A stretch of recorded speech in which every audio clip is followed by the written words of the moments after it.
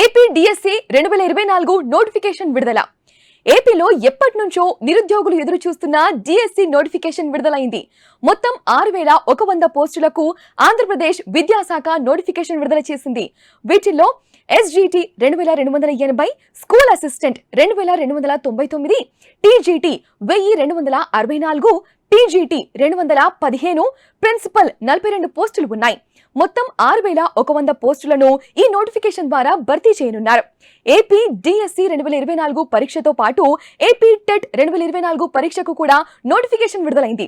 డిఎస్సికి ఫిబ్రవరి 12 నుంచి, టెట్ కు ఫిబ్రవరి 8 నుంచి ఆన్లైన్లో దరఖాస్తు చేసుకోవచ్చు. ఏపీ డిఎస్సికి ఫిబ్రవరి 12 నుంచి 22 వరకు ఆన్లైన్లో దరఖాస్తులు స్వీకరిస్తారు. మాక్ టెస్ట్ ను ఫిబ్రవరి 24 నుంచి రాయొచ్చు. మార్చ్ 5 నుంచి హాల్ టికెట్లు అందుబాటులోకి వస్తాయి.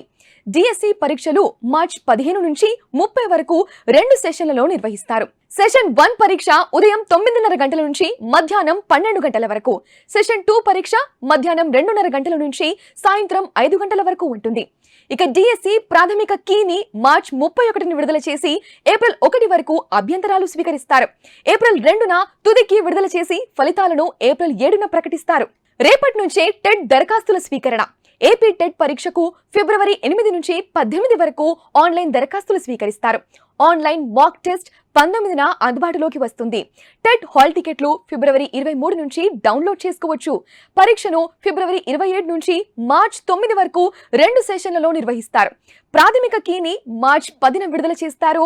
ఈ కీపై మార్చ్ 11 వరకు అభ్యంతరాలు స్వీకరించి 13న తుది కీ విడుదల చేస్తారు. మార్చ్ 14న టెట్ ఫలితాలు ప్రకటిస్తారు.